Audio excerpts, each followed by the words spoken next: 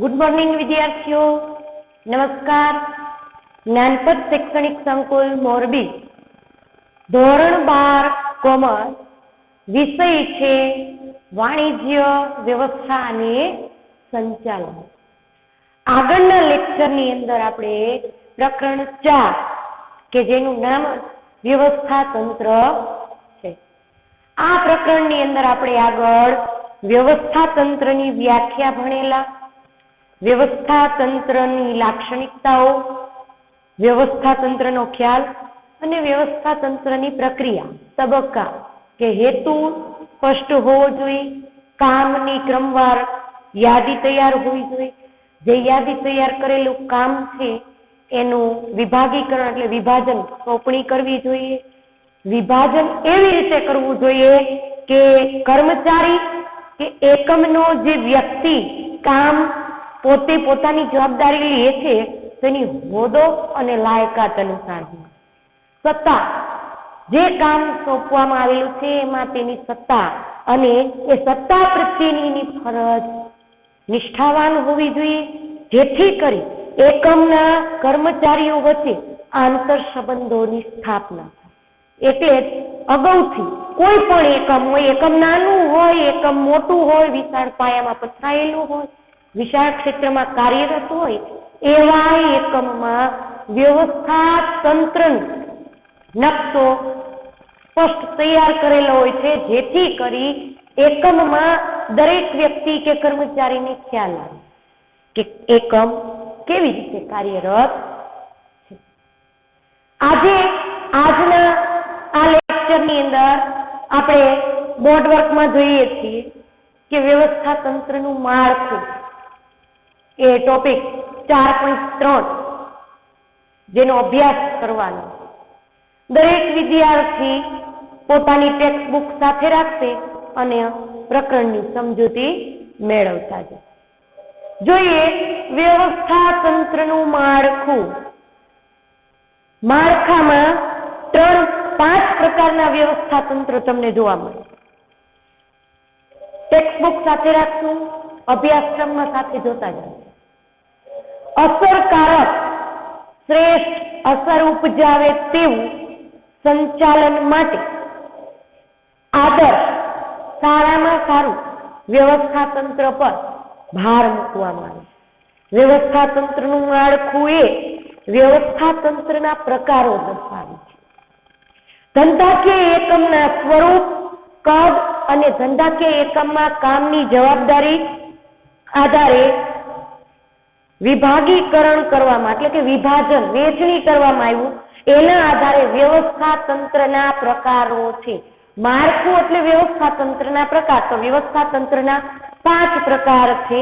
પહેલું છે રેખિક વ્યવસ્થા તંત્ર, બીજું છે કાર્યાનુસાર કાર્યને અનુરૂપ વ્યવસ્થા તંત્ર, વૈધિક વિધિસર વ્યવસ્થા તંત્ર, अवैधिक व्यवस्था तंत्र अने श्रेणिक व्यवस्था तंत्र।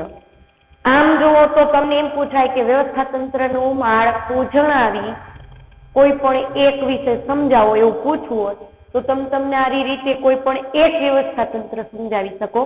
तो परीक्षामां एम पूछे के व्यवस्था तंत्रनुं माळखुं जणावी, रैखिक व्यवस्था तंत्र विषे जणावो, तो लखवाना 5 नाम एमांथी विस्तृते समजाववानुं थाय रैखिक व्यवस्था तंत्र। जोईए रैखिक व्यवस्था तंत्र कोने कहेवाय?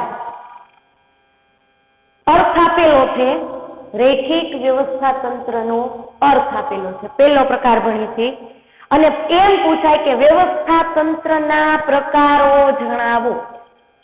5 नाम लखवाना, एमांथी एम पूछे के वैदिक व्यवस्था तंत्र जणावो तो तमारे एना विषय विस्तृत लखवानुं थाय का माळखुं का प्रकार।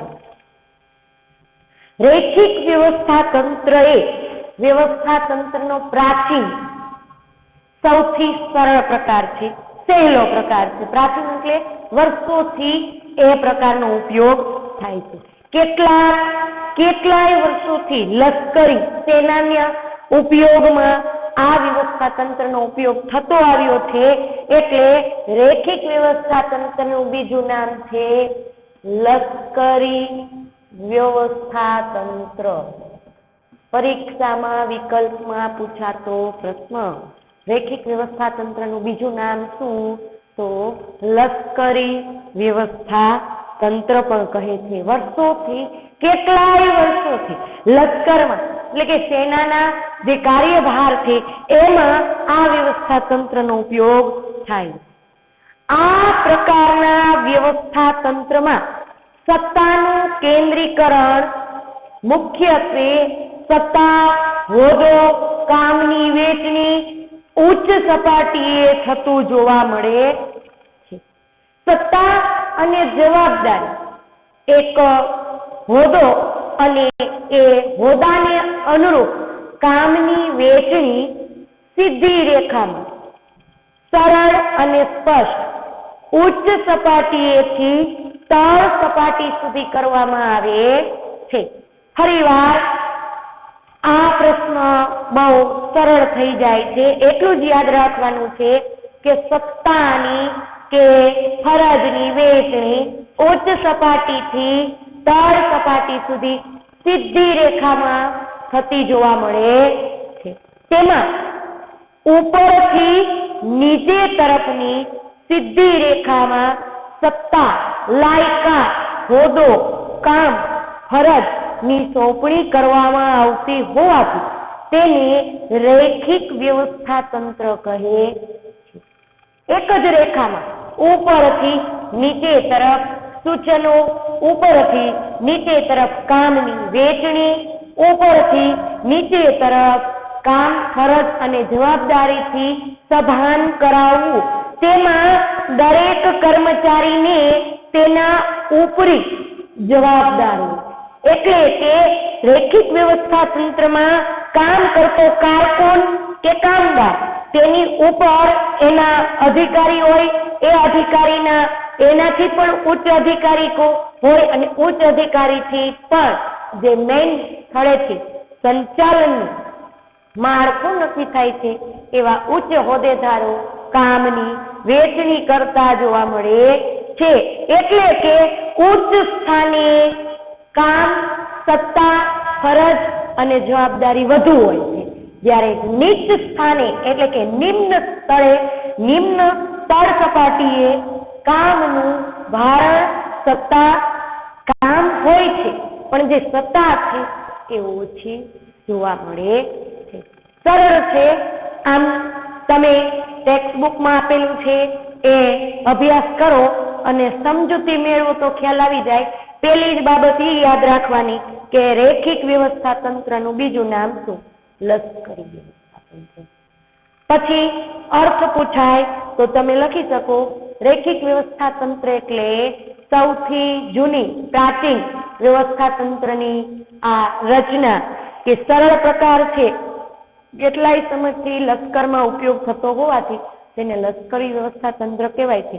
પણ વ્યાખ્યા પૂછાય તો તમારે લખવાનું સત્તા અને જવાબદારીની સોંપણી ઉચ્ચ સપાટીએથી નિમ્ન એટલે કે તળ સપાટી સુધી સીધી રેખામાં માહિતી અને કામની વહેંચણી કરવામાં આવે એને રૈખિક વ્યવસ્થા તંત્ર કહેવામાં આવે. રચનામાં જોઈએ. હવે રચના આપેલી છે, બોર્ડ વર્કમાં તમને ડ્રો કરેલી, દોરેલી બતાવેલી છે અને તમારી ટેક્સ્ટ બુકમાં પણ છે. આ પ્રકારના વ્યવસ્થા તંત્રમાં સમગ્ર ધંધાકીય એકમને જુદા જુદા વિભાગમાં વહેંચવામાં આવે છે અથવા વહેંચી દેવામાં આવે છે. તે દરેક માટે અલગ વિભાગીય અધિકારીની નિમણૂક કરવામાં આવે છે અને આ વિભાગના અધિકારીઓ પોતાના વિભાગમાં કાર્ય માટે એક ઉપલા અધિકારીને પણ જવાબદાર હોય. વિભાગીય અધિકારી ને પોતાના વિભાગ માટે જરૂરી તેવી તમામ સત્તાઓ સોંપવામાં આવેલી છે. આ પ્રકારના વ્યવસ્થા તંત્રમાં વ્યવસ્થા તંત્રની રચના કાર્ય અનુસાર નહીં, પરંતુ પોતાના જે સોંપેલા વિભાગ આધારિત કામ છે તેને વિભાગીય વ્યવસ્થા તંત્ર પણ તરીકે ઓળખવામાં આવે છે. જો અહીંયા આકૃતિમાં બતાવેલું છે મેઇન કોણ? સંચાલક મંડળ. એની હાથ નીચે કામ કરતો કોણ? General manager. હવે બધી જગ્યાએ એકલો મેનેજર પહોંચી વળશે નહીં. એકમનું કાર્યક્ષેત્ર વિશાળ છે, કામનું ભારણ વધુ હોય તો દરેક વિભાગનો એક અધિકારીની નિમણૂક કરે છે.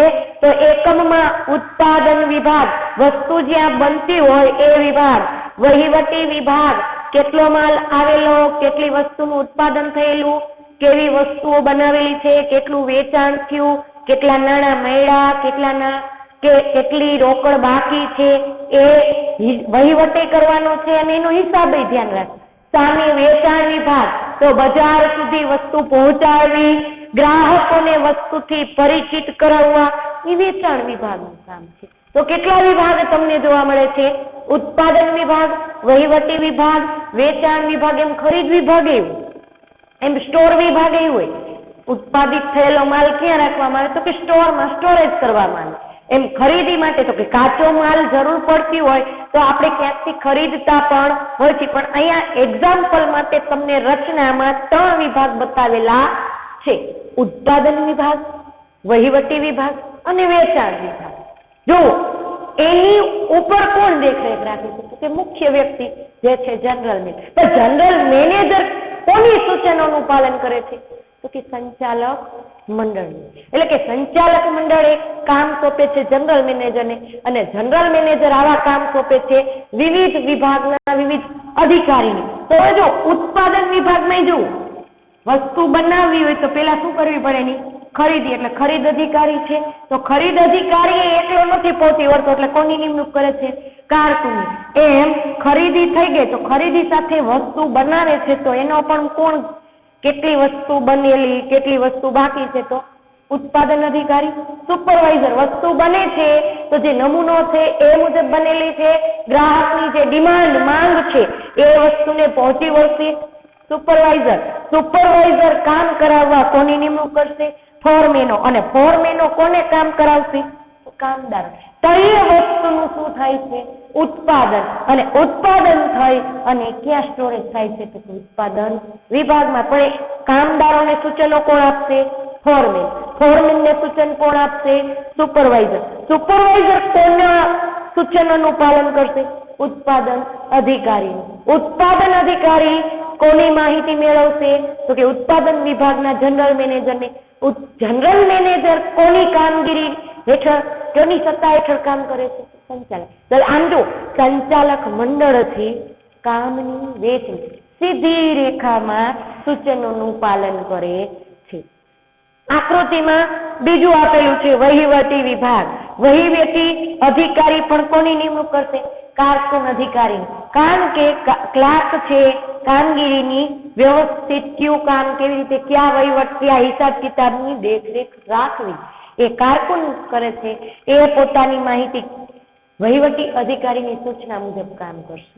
અને વહીવટી અધિકારી વહીવટી વિભાગની એવી રીતે હિસાબ કિતાબ, કેટલી આવક થઈ, કેટલી જાવક થઈ, કેટલો નફો થશે, કેટલી ખોટ થશે, કેવો એક રોકડ પ્રવાહનો અંદાજ તારવવા, આવી રીતના તો કે ઉપરથી નીચે તરફ સત્તા, જવાબદારી, કામની વહેંચણી કરતી જોવા મળે છે. એટલે આમ જોવું જોઈએ તો એક પ્રકારે કહેવાય અલગ અલગ વિભાગ પાડી દીધા, એટલે આનું બીજું નામ છે વિભાગીય વ્યવસ્થા તંત્ર. વિભાગ અનુસાર સત્તા, જવાબદારી અને કામની વહેંચણી થાય છે. એટલે ત્યાર પછી આકૃતિમાં ત્રીજો ટોપિક એટલે કે વેચાણ વિભાગ. તો વેચાણ વિભાગમાં કેટલી વસ્તુ બજારમાં વેચાય છે? વેચાણ અધિકારી. પણ આ વસ્તુને બજારમાં ગ્રાહકો સુધી કે લોકો સુધી પહોંચાડવા, દુકાનમાં માલ મોકલવા કોની નિમણૂક કરવામાં આવે? તો કે સેલ્સમેન. તમે ઘણી જગ્યાએ જોતા હશો, ઘણી બધી શોપિંગ મોલ હોય કે દુકાનો હોય, એમાં સેલ્સમેન પોતાના જે વસ્તુનું ઉત્પાદન છે એનો એક એક વસ્તુનો ઉદાહરણ પૂરું પાડવા નમૂનો લઈને આવેલા હોય છે. વિજ્ઞાપન. તો વિજ્ઞાપન શબ્દથી તો આપણે પરિચિત છીએ. જાહેરાત. એક ટીવી છે, એક મોટું માધ્યમ છે.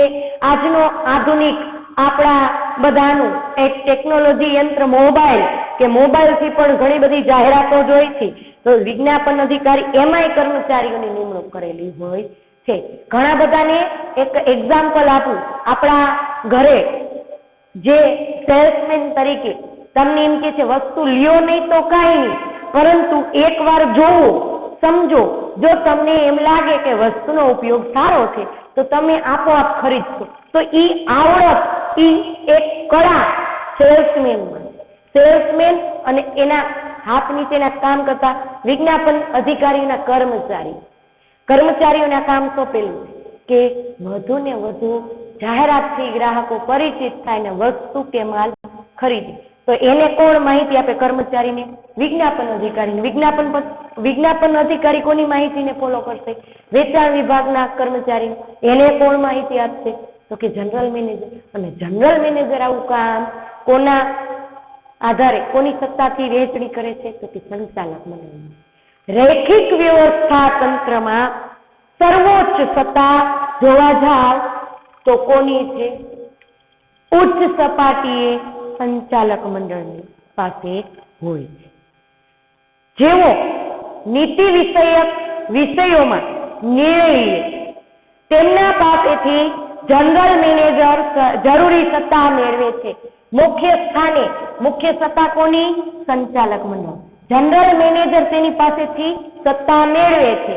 જનરલ મેનેજરનું સ્થાન શું છે? તો અહીંયા મુખ્ય અધિકારી તરીકેનું છે. જે સંચાલક મંડળે લીધેલા નિર્ણયો છે એ નિર્ણયનો અલગ અલગ વિભાગના અધિકારીને કામની શું કરે છે? વહેંચણી કરે છે. અને વિભાગીય અધિકારીઓ પાસેથી લીધેલા નિર્ણયો, લીધેલી સત્તાનું, લીધેલી ફરજોની જવાબદારીનું કામ કરાવે. ઉપરના આ ચાર્ટ, આ આકૃતિ તમને કહે છે, જો એટલે કે તમારી ટેક્સ્ટમાં પણ આપેલું છે, બોર્ડ વર્કમાં, કે ચાર્ટ આધારે વ્યવસ્થા તંત્ર ઉત્પાદન હોય, વેચાણ હોય અને વહીવટી, એમ 3 વિભાગમાં વહેંચાયેલું છે. ઉત્પાદન, વહીવટી અને વેચાણ. દરેક વિભાગમાં મહત્વના કાર્યોને આધારે ખરીદ, ઉત્પાદન અને વેચાણ અધિકારી જેવા અધિકારીઓની નિમણૂક થાય છે.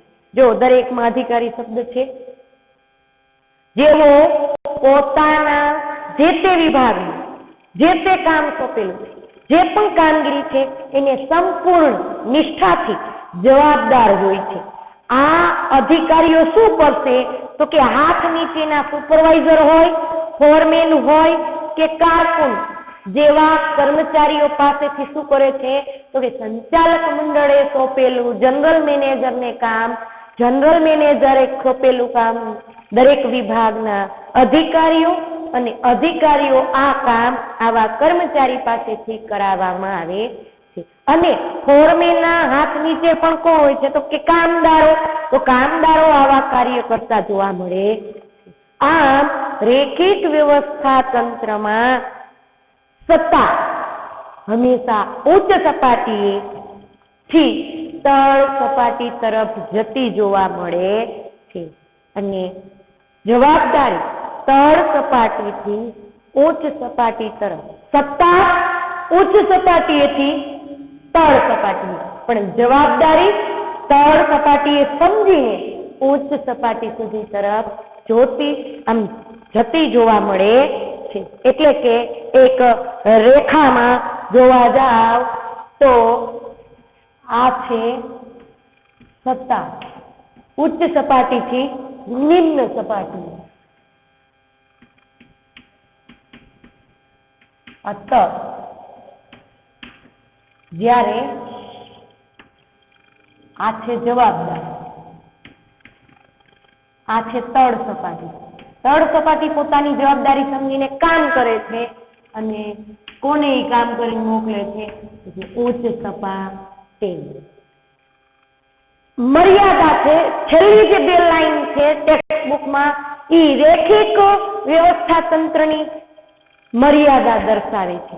કે કઈ મર્યાદા છે? તો કે રૈખિક વ્યવસ્થા તંત્ર કયા ધંધાકીય એકમ માટે ઉપયોગી છે? તો કે જે એકમનું કદ નાનું છે, જે કાર્ય કરવાની ક્ષમતા મર્યાદિત છે, જેનું કાર્યક્ષેત્ર મર્યાદિત છે, જ્યાં અંકુશ અને શિસ્તના પ્રશ્નો બહુ ઓછા હોય એવી સપાટીઓ, એટલે કે મર્યાદા આપેલી છે રેખિક વ્યવસ્થા તંત્રની, જે છેલ્લો પેરેગ્રાફ છે, કે જ્યાં એકમનું કાર્યક્ષેત્ર નાનું, કાર્યક્ષેત્ર કદ નાનું, કામ કરવાની ક્ષમતા મર્યાદિત, અંકુશ ઓછો અને શિસ્તના પ્રશ્ન ઓછા હોય ત્યાં રેખિક વ્યવસ્થા તંત્ર વધુ અનુકૂળ છે. પરીક્ષામાં 1 માર્કમાં પૂછાતો પ્રશ્ન કે રેખિક વ્યવસ્થા તંત્ર કયા એકમ માટે સીમિત છે અથવા અનુકૂળ છે, તો તમે લખો કે જે ધંધાકીય એકમનું કદ નાનું, કાર્યક્ષેત્ર મર્યાદિત, અંકુશના અને શિસ્તના પ્રશ્ન ઓછા હોય ત્યાં રેખિક વ્યવસ્થા તંત્ર વધુ અનુકૂળ છે. રેખિક વ્યવસ્થા તંત્રનું બીજું નામ શું છે? તો લશ્કરી વ્યવસ્થા તંત્ર. કામની વહેંચણી વિભાગવાર થતી હોવાથી બીજું નામ શું છે? વિભાગીય વ્યવસ્થા તંત્ર. વ્યવસ્થા તંત્રનું માળખું અથવા વ્યવસ્થા તંત્રના પ્રકારો કેટલા? 5. પહેલું રેખિક વ્યવસ્થા તંત્ર, બીજું કાર્ય અનુસાર વ્યવસ્થા તંત્ર, ત્રીજું વૈધિક વ્યવસ્થા તંત્ર, ચોથું અવૈધિક વ્યવસ્થા તંત્ર અને 5મું શ્રેણિક વ્યવસ્થા તંત્ર. વિસ્તૃતે આપણે આજે અભ્યાસ કરેલો છે રેખિક વ્યવસ્થા તંત્ર. એક સીધી રેખામાં માહિતીની આપ-લે સત્તા અને જવાબદારીથી સભાન કરાવે એવા વ્યવસ્થા તંત્રને રેખિક વ્યવસ્થા તંત્ર કહેવાય. આ વ્યવસ્થા તંત્ર સૌથી પ્રાચીન, જૂનું અને સરળ છે, જેના 2 નામ છે લશ્કરી વ્યવસ્થા તંત્ર અને વિભાગીય વ્યવસ્થા તંત્ર.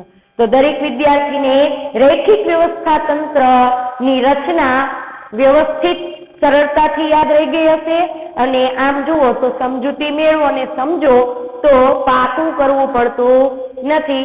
એટલે આજના હોમવર્કમાં રેખિક વ્યવસ્થા તંત્રના 2 નામ અને રેખિક વ્યવસ્થા તંત્રની વિસ્તૃત સમજૂતી પાકી કરવાની છે. હોમવર્કમાં લખવા આપેલું નથી, પાકું કરવાનું છે, જેથી કરી તમને પરીક્ષામાં પૂછાય તો આવડી જાય. એટલે દરેક વિદ્યાર્થી જેટલું ચાલે છે રોજે રોજનું એટલું પાકું કરશે એટલે વ્યવસ્થિત પરીક્ષાની દ્રષ્ટિએ યાદ રહી જશે.